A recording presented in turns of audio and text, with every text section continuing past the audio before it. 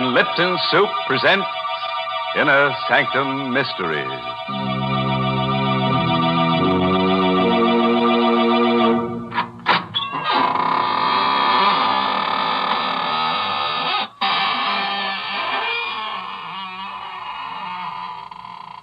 Good evening, friends of the Inner Sanctum.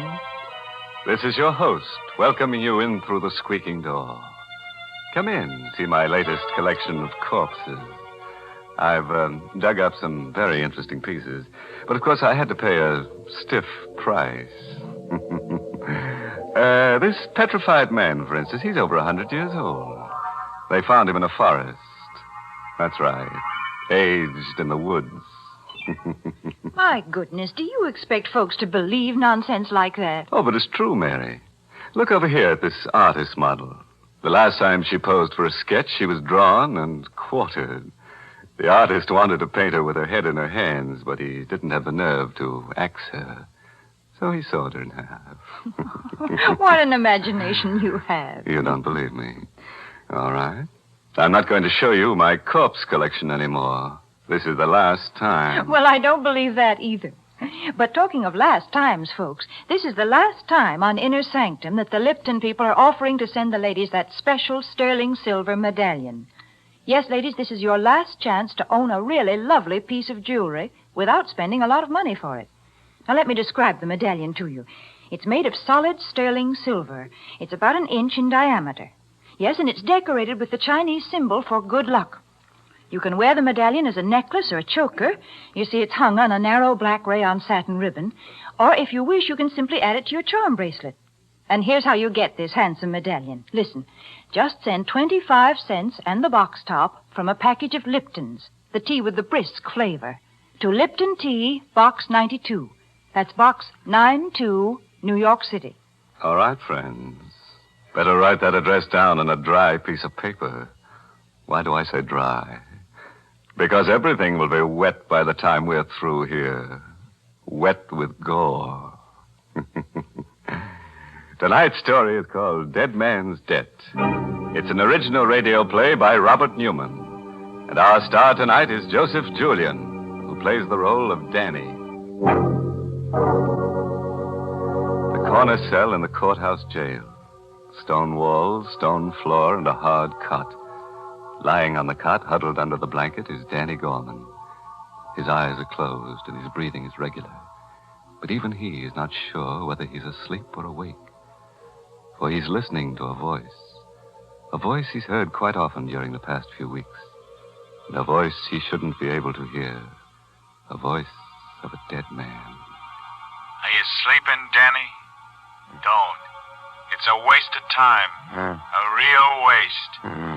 You'll be sleeping for a long, long time, very soon. When you're dead like I am. No. Yes, Danny. Did you think you were going to get away with it? You won't. You'll pay. And soon. No, I said no. Shut up, will you? What's the trouble in here? What are you making all that racket for? What? Better pull yourself together and get moving. Waiting for you downstairs, court's in session. All right, don't rush me. I'm coming. I'm not rushing you. Sure glad to be rid of you. Glad you won't be coming back here again. What? What do you mean? They'll wind up your case this morning. Hand down a verdict before lunch. 2 to 1, they do it without leaving the jury box. And 10 to 1, it's guilty.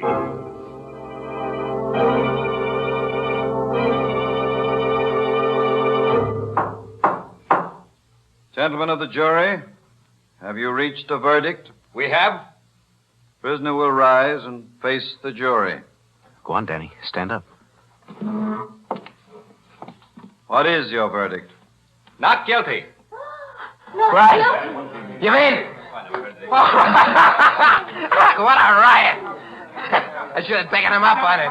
10 to 1 he wanted to give me that you were going to send me up. But I knew it. I knew you would.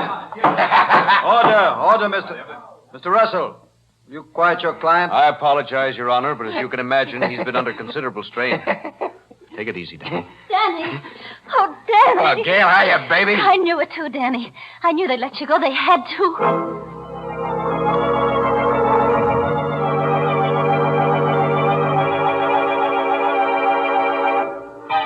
Hope you don't mind coming here to celebrate. It's not very fancy, but, well, this is where they picked me up, put the cuffs on me. I'm kind of sentimental about That's it. perfectly all right. Here's to you, Russell. You did a swell job getting me off. Well, thank you. I had probably done better if I didn't have a conscience. How come? I was assigned to your case. I had to defend you. I did the best job I could. But it was a little hard to put my heart in it when I knew you were guilty. Not of the murder you were charged with, but another one. What? If that's supposed to be funny, Mr. Russell. It's not, Gail. Danny was charged with the murder of Carson, a well-known jeweler, whose body was found a few miles from his country house. Danny was seen in the vicinity in the company of Stack Allen, a man with a long criminal record. Now, if you remember, there were just 3 things that saved Danny. 1, the fact that Carson was thought to have a valuable diamond on him. Danny didn't have the diamond, and it hasn't been found yet. 2, Carson was shot with a .45. Danny's gun was a .38. And 3, Stack Allen has disappeared. Now, on the basis of these 3 facts, I was able to convince the jury that it was Stack who killed Carson and took the diamond. And, as a matter of fact, that's what I think did happen. Well? The DA made one mistake. He charged you with a wrong murder. I don't believe you killed Carson. But I do think you killed Stack Allen. That's ridiculous. Danny, tell him it's not true. Tell him. Shut up. What are you going to do about it? Nothing. I'm not a policeman. I'm an attorney. You're lying. No. You see, basically, I have great respect for the law. I believe that even though it sometimes makes mistakes, it generally corrects them. I think it'll catch up with you. In the meantime, well, there's the matter of my services. Since I saved your life, I figure you owe me a good deal. Don't worry about that. I'll pay you. Yes? How? Never mind that. I said I'd pay you. You don't have the money now. I know that.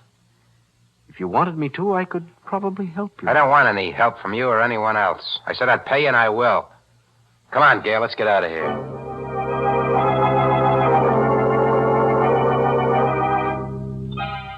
you sleeping again, Danny? That's a mistake. A waste of time. You'll be sleeping for a long, long time when you're dead like I am. Stack, no, leave me alone. I can't, Danny. Not until you pay for what you did to me. And you will pay for that. And soon. Who's that? Who's there? It's me, Danny. Gail. Oh. Okay, just a second. Hello, Danny. Hi. Starting to get a little worried about you. You all right? Sure, I'm all right. What is there to worry about? Well, it's been a week since I saw you. I've been hearing things. That you were hanging around with the old gang again. With Frankie. So what? You mean it's true? Danny, you shouldn't. You know what almost happened, what would have happened if it hadn't been for Mr. Russell. Russell. You wouldn't be here now if it wasn't for him. Danny, you said you were going straight, and instead, he wanted to help you, remember? How are you, Danny? Russell, what are you doing here? Look, if you're worried about your dough, I told you I'd pay you. I never said anything about money, Danny. And I'm not worried about being paid. I'm a firm believer in balancing accounts. We pay for everything we do. What are you driving at? You killed Stack Allen for the diamond you took from Carson. But you never got the diamond.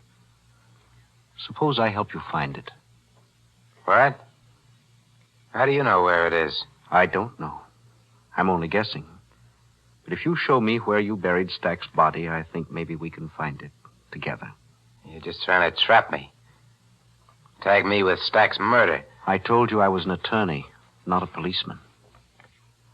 Okay. Okay, I'll take a chance on it. Get your car, I'll show you.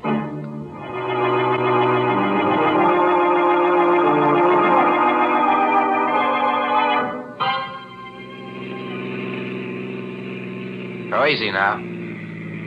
Turn off there to the left. Into the woods? Yeah. Just a little further. All right, go slow. Okay, now stop.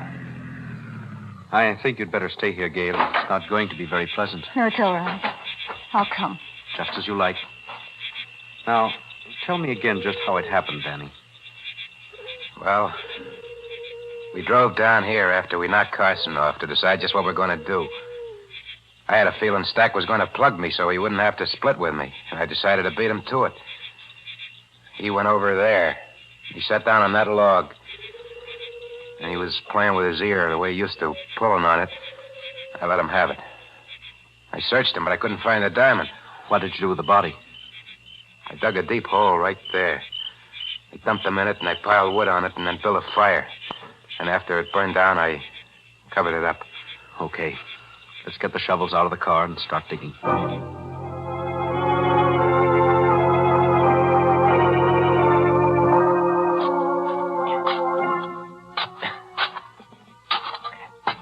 Hey, my shovel hit something. I think it's him. Gail, will you go back to the car? No, I'm going to stay. I just won't look. There he is. At least his bones. Put your shovel under his skull and lift it carefully. Hey, the diamond. The diamond's lying right underneath him. How did you know? I didn't. I told you I was guessing. You saw him take it from Carson, knew he had it with him, but you couldn't find it when you searched him. You mentioned that when he was thinking, he had a way of playing with his ear. His ear, of course. That was it. He hid it in his ear. Maybe he figured I was going to stick him up with something. Maybe. Anyway, I got it now. We're rich, you hear, Gail? We're rich. Yes, I hear. What are you looking at me for that way? Danny, I loved you for a long time. Even when I knew there were things wrong with you. I stuck with you through the trial because I thought you were innocent. That you hadn't killed Carson. Now I hate you. I stood trial. I got off, didn't I? I paid for the diamond. And now it's mine. Yes, Danny, it's yours. But you haven't paid for it. You're only going to start paying for it.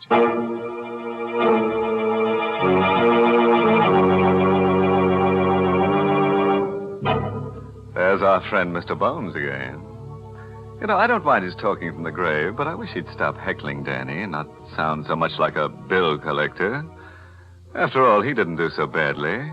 He not only got buried, he got cremated, too.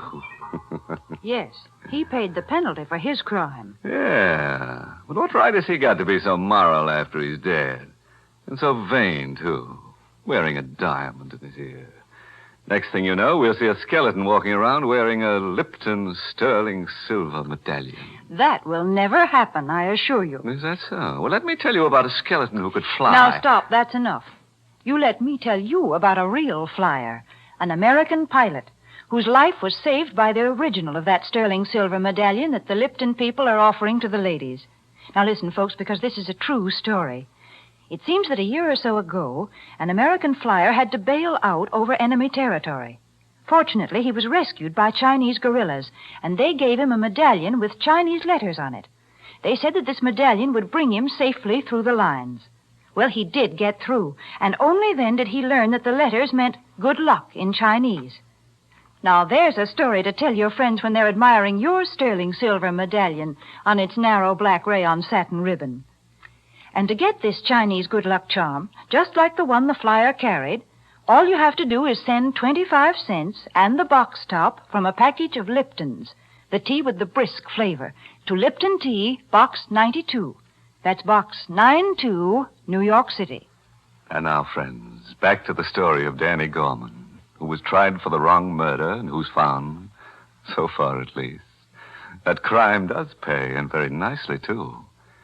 It's about an hour later now, and a car with 3 very silent people in it has just reached the outskirts of the town.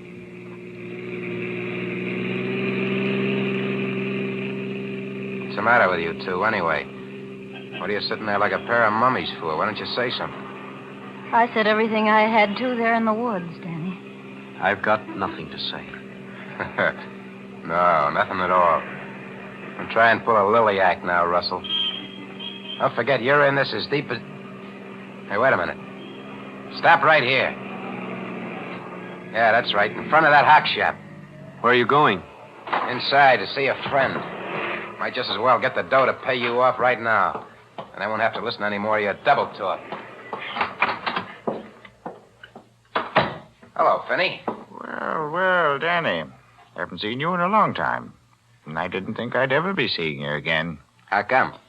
Yeah, I thought that anybody who'd just beaten a murder rap would have sense enough to keep in the clear.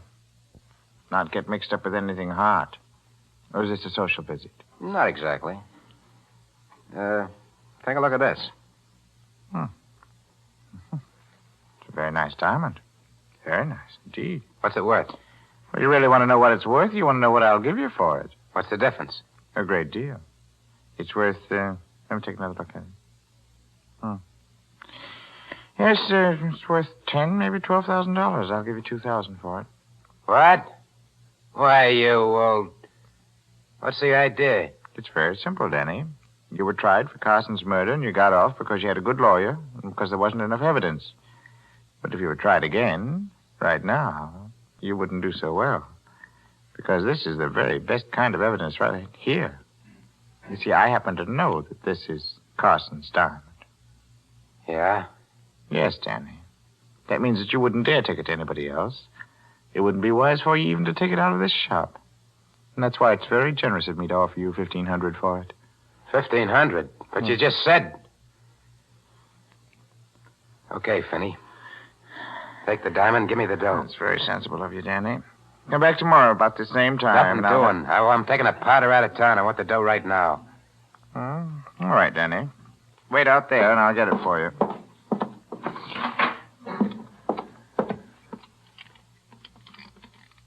$7,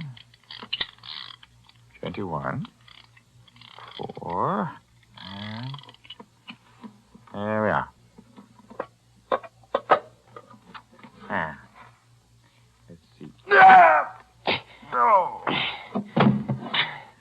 Sorry it had to be a knife, Finney. Danny, you... Damn. Couldn't take a chance with a gun, not with my friends outside. Shouldn't have driven such a hard bargain.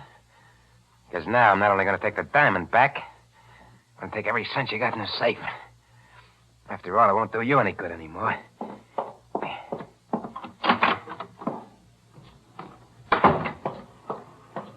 All right. Yeah, let's get going. You seem quite pleased with yourself. Why shouldn't I be? Get rid of the diamond, and I finally got my hands on some real dough. I can pay you off now. What do I owe you? I told you, Danny. A great deal. Your life. Okay, don't build it up. What do you want in cash? I never said anything about money, Danny. There is something I want. When the right time comes, I think I'll get it.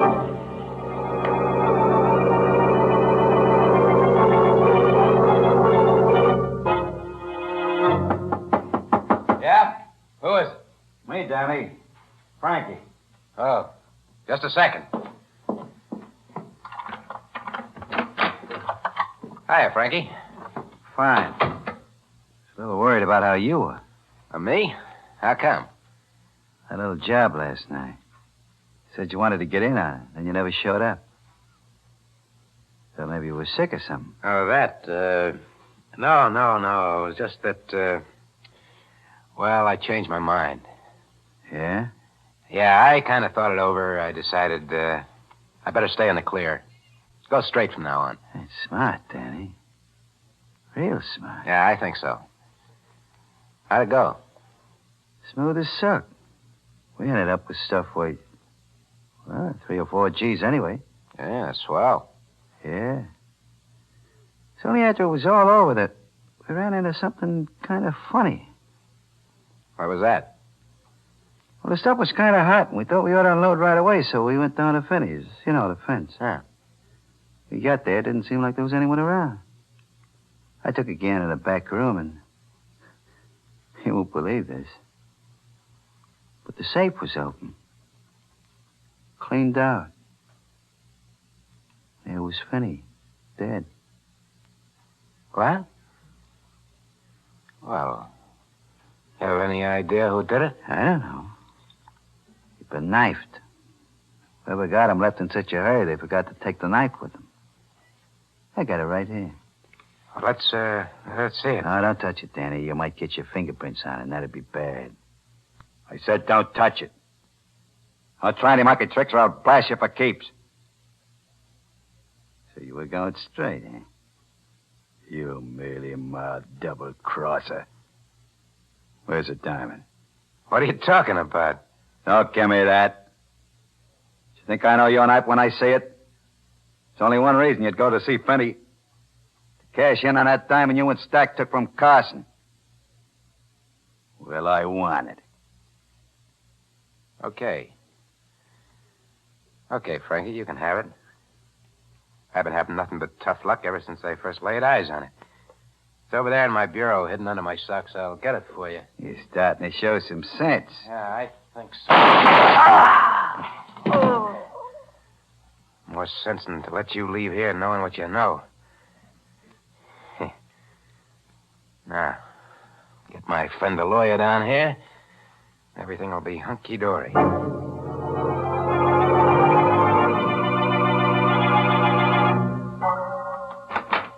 Right, you sure got down here fast, Russell. Hey, what's the idea? Bringing Gail with me? I thought she might be interested in anything you might have to say to me. You said something about another case?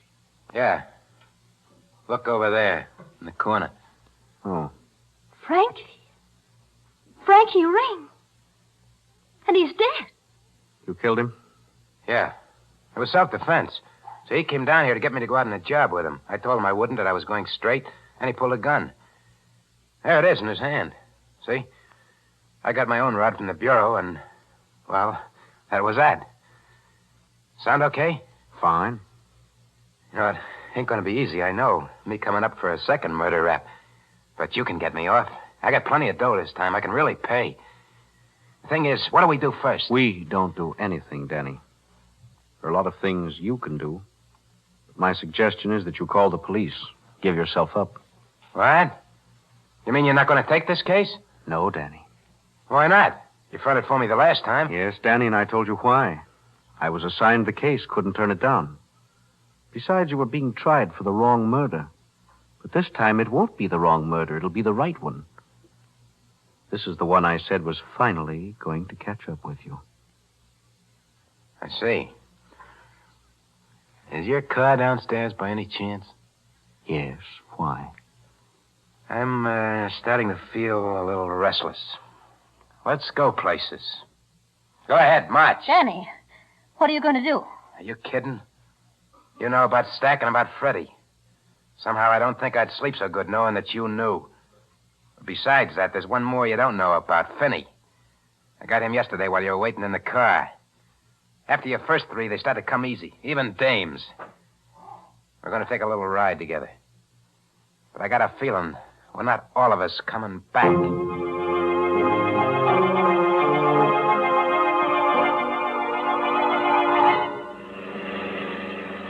Keep driving till I tell you to stop. Right. You're taking this awful quiet, the two of you. Maybe you don't think I'm going to go through with it. Oh, I think you intend to, all right. Whether you will or not is another story. So is the reason I'm taking it this way. Maybe this is as good a time as any to tell you a few things. Why I took your case in the first place. Well? It was because of Carson. He was my father's best friend. Kind of a second father. It was he who put me through law school. When he was murdered, I made up my mind to get to the bottom of it, find out who killed him. I didn't think it was you, and it wasn't. But you were involved. And I knew that if I helped you get what the murder was committed for, the diamond, eventually you'd pay for the murder you committed. Well, now you've got not one, but 3 murders to pay for. What are you stopping for? Railroad crossing. There's a train coming. Can't you hear the bell? Told you to keep going till I said for you to stop. Okay. Hey, what's the idea? You stalled the car. Yeah. To make sure it stays stalled, I'll just take these keys. Danny, we're right on the track. Yeah. This is it. You fell in love, see? You ran away together, smacked into the train. Now, don't try the doors. They're locked. I'll just wait over here and make sure everything goes the way it should. Well, Gail? Somehow I'm not frightened. And I don't care. Hey, my foot! My foot! It's caught in the train! Hey, it's not coming down your track. It's coming down this one! Hey, Russell! Gail, help me! Help!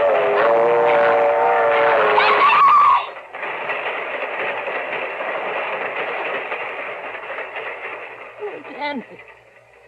Yes. He was on the wrong track. Then he'd been on the wrong track for a long time. John, what was it you said before about why you took the case? Was it true? Yes. But you always talked about payment, about something you wanted. I wanted justice.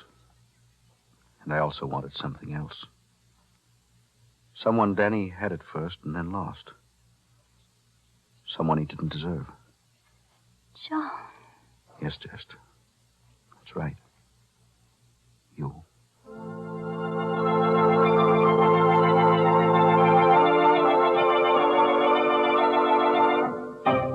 Say, what is this anyway? Inner Sanctum or Love's Old Sweet Song? You'd better get yourself another tune, Professor. Or I'd better get myself another program to haunt. That's right. One more sappy ending like that, and they can get themselves another host. Why, what was the matter with that ending? I thought it was the nicest one we've had this year. I thought it was sweet the way those two people discovered they loved each other. Listen, Mary, there's only one kind of sweet stuff that goes on this program, and that's sweet essence of cyanide. Oh, good gracious. This is the last show of the season. Can't you be human just this once? All right, Mary, I'll tell you what I'll do. When Gail and that lawyer get married, I'll send her a Lipton sterling silver medallion for a wedding present. Well, they'll have to get married real soon then, because this is the last time on Inner Sanctum that the Lipton people are offering to send that special medallion. Yes, ladies, this is your last chance to get a solid sterling silver medallion hung on a narrow black rayon satin ribbon. A lovely piece of jewelry to wear with your simple silk dresses and with your dressy suits as well. So you'd better send for your medallion tonight. Just send 25 cents and the box top from a package of Liptons, the tea with the brisk flavor, to Lipton Tea, Box 92, New York City.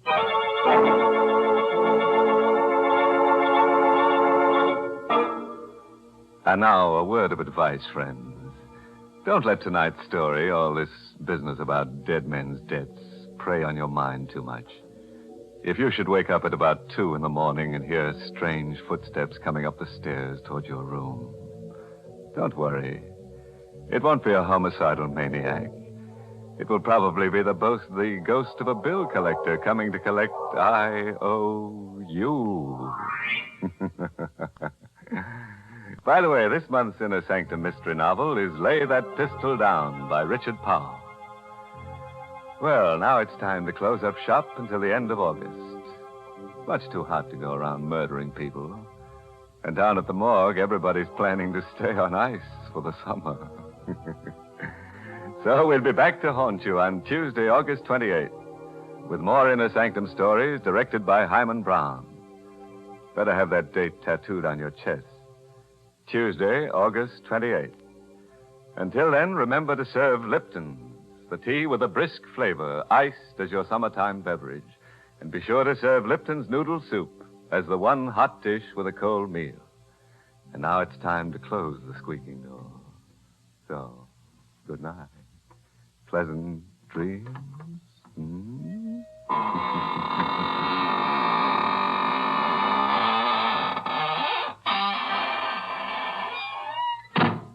This is CBS, the Columbia Broadcasting System.